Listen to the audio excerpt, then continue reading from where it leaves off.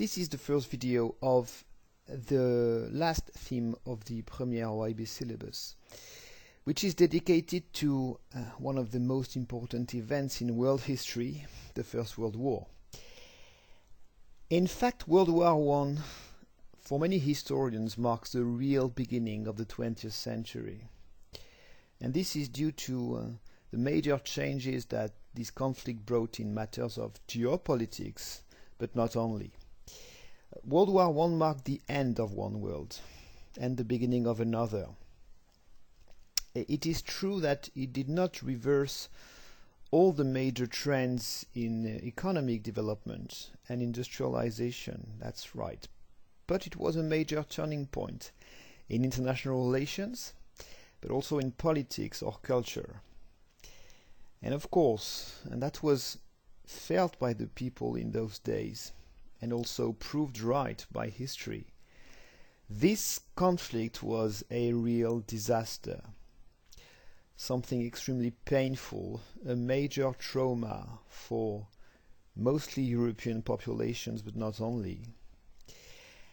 And in the meantime, it was also a moment of acceleration of history and even some improvements in technology and governance.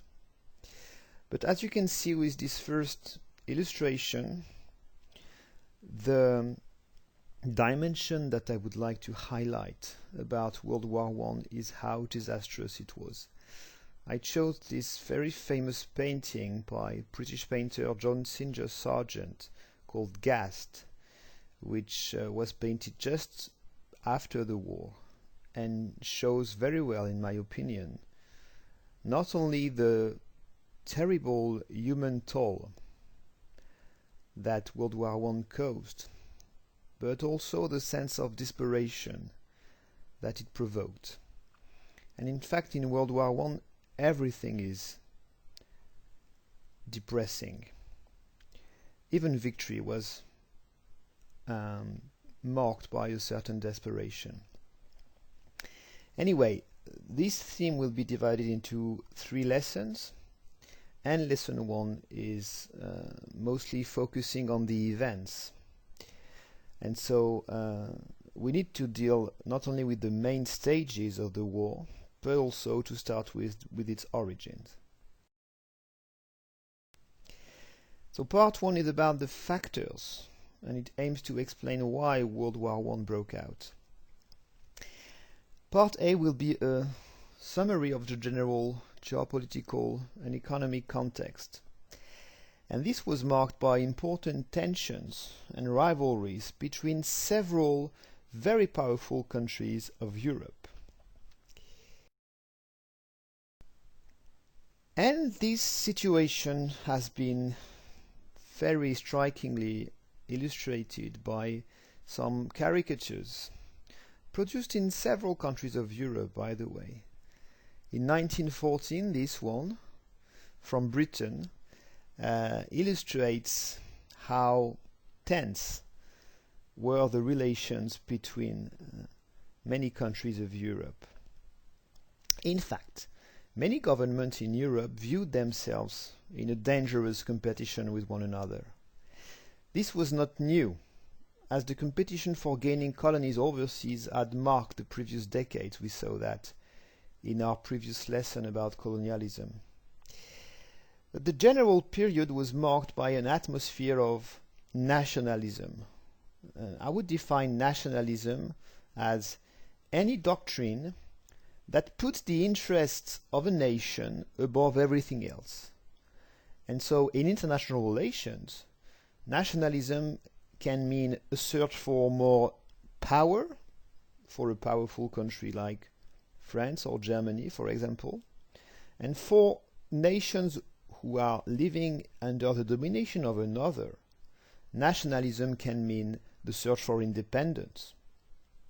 It was notably true of some nations that were living under the domination of empires in Central and Southern Europe. In fact, the atmosphere of the late 19th century and also beginning of 20th century was also marked by a kind of superior degree in nationalism, which was imperialism. We saw that again in the lesson about colonialism. Imperialism is a foreign policy chosen by a government that aims to increase its domination over other countries and areas. And that attitude was certainly true of the three most important countries, in wealth and power, of Europe in those days, which were Britain, France, and Germany. And the point with Germany is extremely important because, historically speaking, Britain became an industrial country before all the others. France soon followed, and at the end of the 19th century, the trend was really marked by the fast rise to power of Germany, which was not only due to the industrialization of this country, but also to the fact that this country was recent. It had been recently unified, and this change was considered to be a real challenge to the balance of power in Europe. So industrialization really matters because industrialization had two important consequences. First, the firepower of the industrial countries was growing fast. Their ability to defend themselves and to attack the others with their army and navy was much more important than a few decades before. And second, these countries were eager to access to more resources and markets anywhere in the world, and do that before their competitors. That was already a major reason for the new imperialism that marked the colonial field. We saw that in the previous lesson. So really, the growing power of Germany was the issue of the day. And the other one was the existence of nationalist movements in the region located in the southeast of Europe, on the other side of the Adriatic Sea, east of Italy, a region called the Balkans, which used to be dominated by two empires, the empires of Austria and Hungary in the north, and the Ottoman Empire in the south, and many nationalist movements existed there. So if we summarize some of the issues, France had lost Alsace and Lorraine to Germany during a war in 1870 and wanted to recover these territories. So it wanted some kind of revenge against Germany. The UK was anxious about the growing military and naval power of Germany. Very anxious. Germany wanted to increase its colonial empire in Africa and had been quite disappointed about that. And more importantly, Germany was very afraid of being surrounded by three enemies. France and the UK in the west. They were now allied to each other according to an agreement called the Entente Cordiale since 1905. And surrounded also by Russia in the east, because Russia also had diplomatic and military agreements with France. And in fact, the common point between France, UK and Russia was that they all felt Germany was a threat. And so in the middle of that, Germany felt also threatened by these three countries. So really, the German government was marked by these two feelings. The German government was both ambitious and certain to be in danger. And that's the reason why Germany was preparing for war very actively. Now, south of Germany was an empire called Austria-Hungary. It was a multinational empire. The crown belonged to Austrian or Hungarian monarchs, but many nations, many peoples were dominated by Austria and Hungary. And Austria and Hungary was worried by the ambitions of a newly independent country in the Balkans called Serbia. And Serbia was allied to Russia. And Serbia wanted to annex some provinces in this empire, like the province of Bosnia. So you see a very, very complex geopolitical situation in Europe, in which reasons for fighting a war were several. On this map, you can see a bit more clearly the different countries that I have been talking about.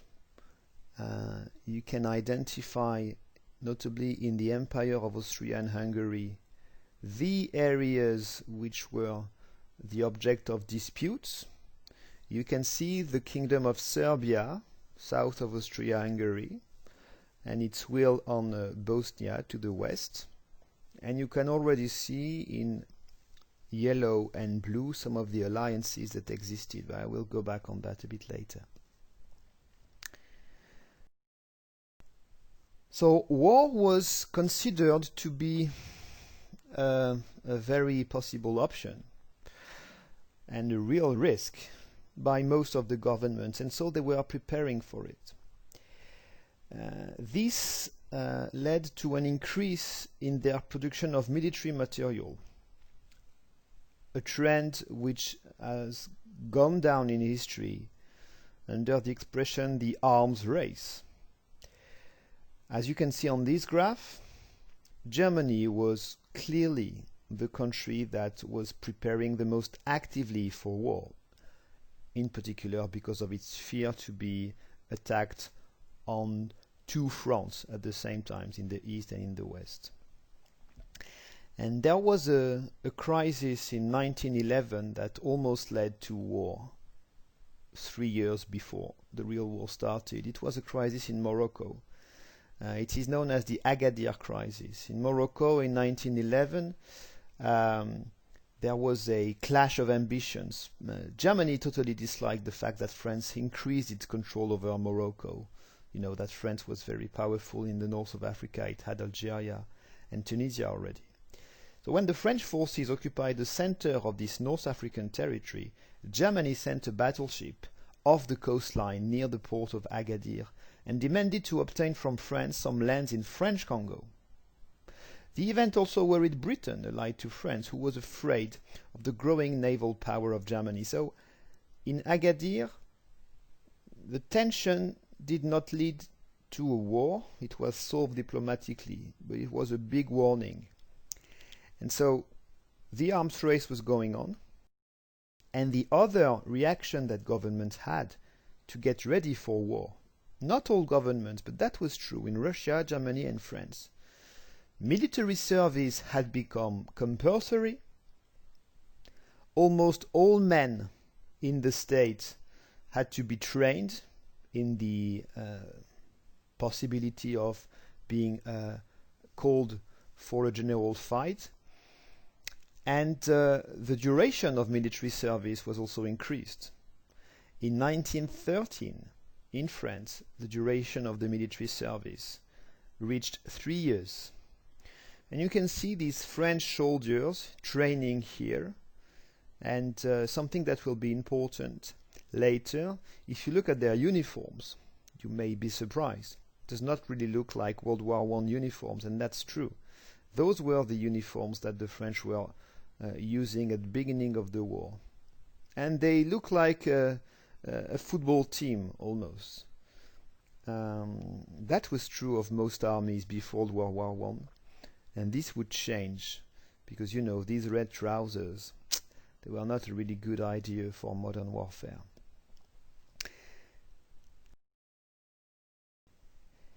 And so to be a bit clearer about the diplomatic and military balance of power in Europe, we must have a closer look at the two systems of alliance that were facing each other and how they were suddenly brought to real war in 1914. So I will use this map in French again, but it's a very clear one. In fact, two systems of alliance structured European international relations. You had a camp in Central Europe which was mostly composed of empires, authoritarian governments which were ruling over several former states or several different ethnic groups. Germany, Austria, Hungary, and even though it is not in sharp yellow on this map, the Ottoman Empire in Turkey is, for my money, a very important state in this story. One remark, though part of the original alliance called the Triple Alliance, Italy in fact never entered the war on this side. Opposed to these central empires was a diplomatic organization called the Triple Entente, and you can use that French expression because in fact in diplomacy at the beginning of the 20th century the French language was the international language, and it was a legacy of the past. It was about to change, of course, because now English has become the international language, but it was still in the use these days, and so the expression Triple Entente remained. So the Triple Entente was composed of Russia, France, and the United Kingdom. And they had some allies in Europe, like Serbia, which was very close to Russia diplomatically, and also Japan in Asia on a different battlefield. Later, Italy and the USA would join this entente, and from a French point of view, and also a British one, we would call this group the Allies later in the lesson. So that was the diplomatic structure of the continent, but why did these countries rush onto one another in a real war? Well, this was due to a very impressively fast chain of events that unfolded in the summer of 1914.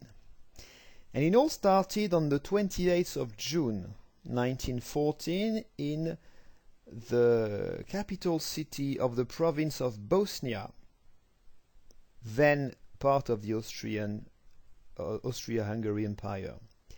On that day, the heir to the throne of Austria-Hungary, Archduke Franz Ferdinand, was assassinated in his car while he was, parading in the streets of the city. And he was assassinated by a Serbian activist, a young man who was doing it as a terrorist attack, a political assassination, in order to claim that Serbia was ready to fight for gaining Bosnia. This triggered the chain of events that led to World War I. Indeed,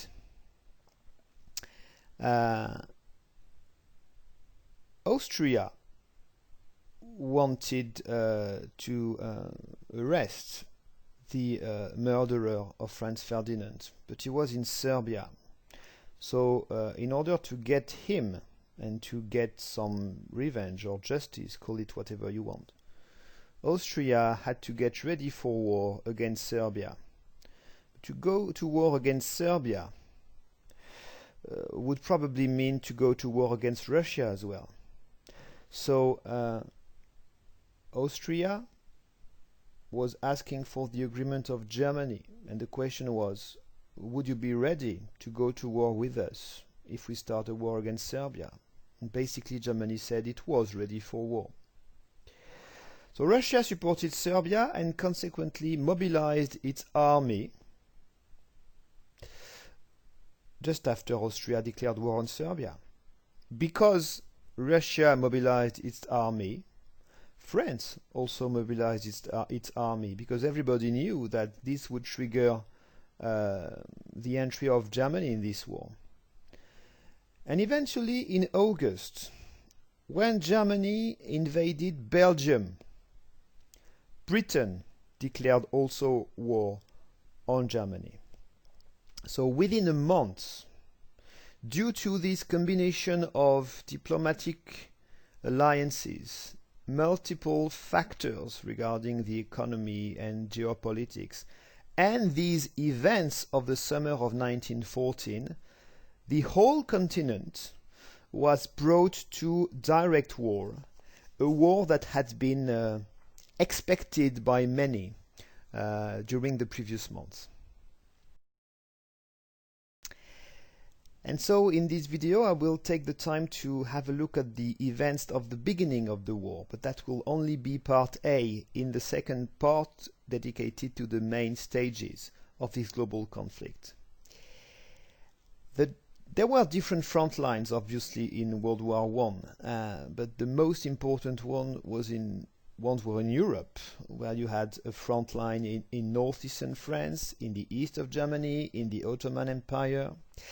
But as France, Britain and Germany had many colonies overseas, this war quickly became a global war, notably with many front lines in Africa. And as the North Atlantic also became a front line, this triggered the entry of the USA in this war. So I will divide, and that is not very original, I mean every history teacher is doing the same. I will divide the chronology of World War I into three parts. And part A is about the last month of 1914, when a brief war of movement took place, but failed to be decisive, and eventually led to what we call a stalemate, that is to say a situation which was a dead end, which was totally blocked. So here are the main battlefields in and around Europe. Germany had a plan. The plan was to fight on two fronts, in the east against the Russians and in the west against the French and the UK. And so the first battle about which we should say a word is the Battle of Tannenberg, fought between the Russians and the Germans in August 1914. Sorry, before I mention I observed Tannenberg in detail, I just want to say a few words about what a war of movement is. A war of movement was a classical strategy throughout the 19th century and even before. The rapidity of the execution and movements of armies was really essential, and battles were rather often short and decisive. Such battles took place in the summer and autumn of 1914, as you can see it illustrated on this drawing from 1915. This fight between Germans and French could be almost a medieval fight with two armies clashing in the middle of a battlefield. And in fact, movements of the troops were really numerous and extremely strategic in the autumn of 1914. So the first important clash was the Battle of Tannenberg on the Eastern Front between Russia and Germany.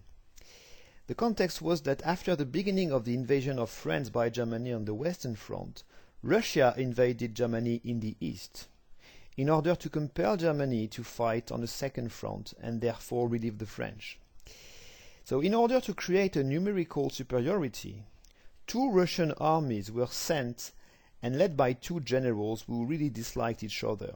They were General Samsonov and General Riedenkampf. The invasion seemed successful, and the two armies were about to converge. But the German forces, led by General Hindenburg, chose a risky strategy. They chose to concentrate almost all their troops in the area against the army of Samsonov, notably using the railway transport very efficiently.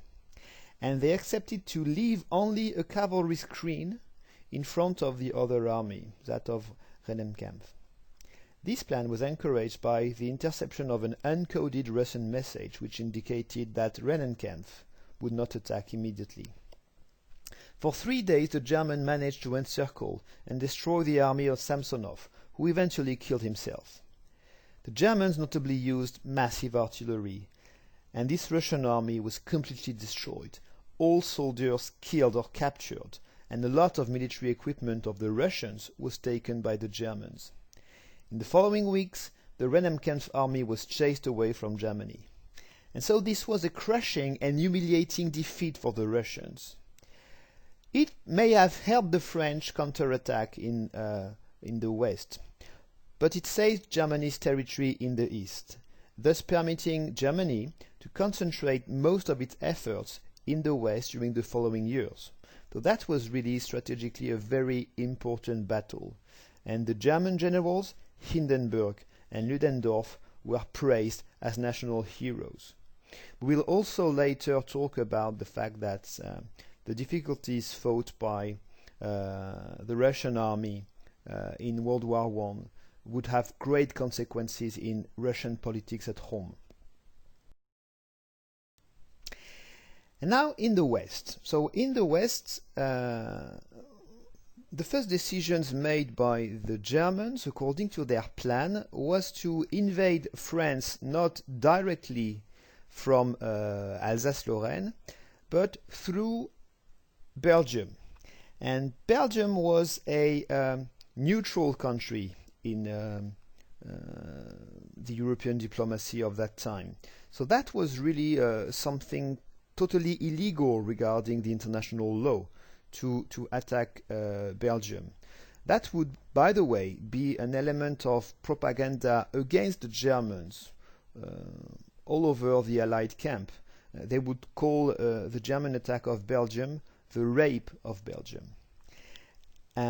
Britain sent an expeditionary force to the north of France in order to stop the Belgians, not only as an act of solidarity with the French and the Belgians, but also because what Britain refused, because it would be disastrous, was that the Germans might take possession of the Belgian harbors on the North Sea.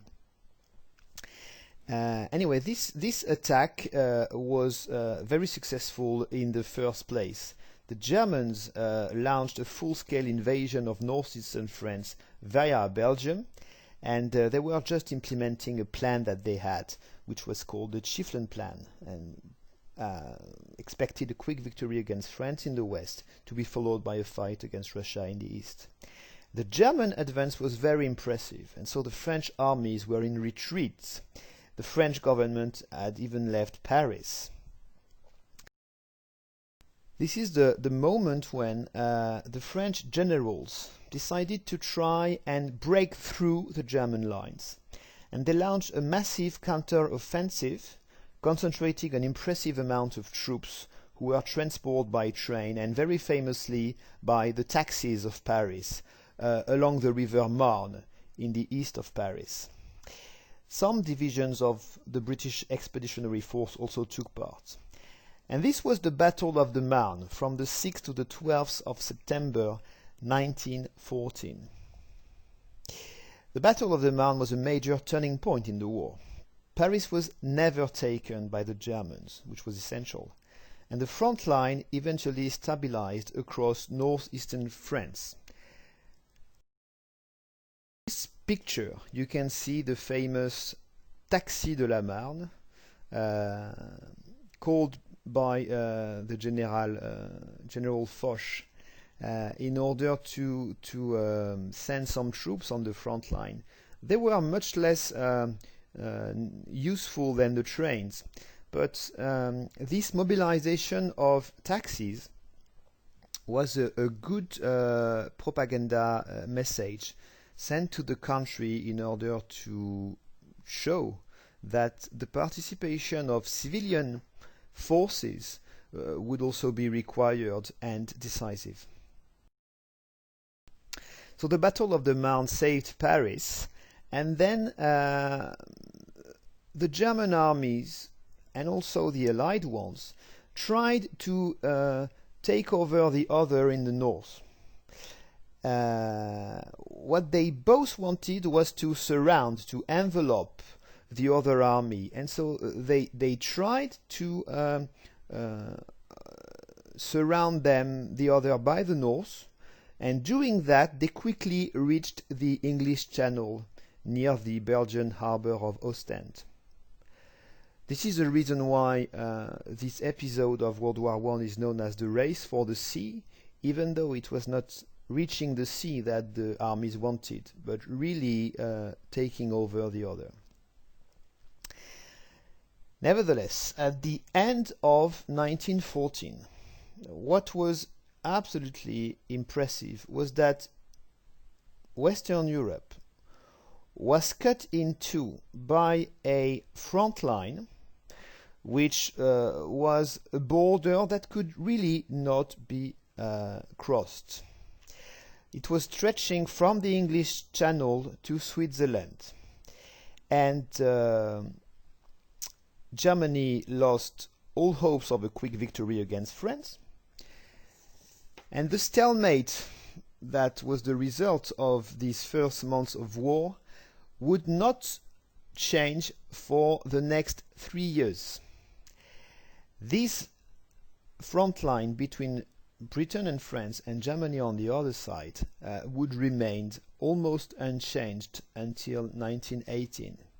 It marked the end of a war of movement and the beginning of a new phase in the world military history, the beginning of trench warfare.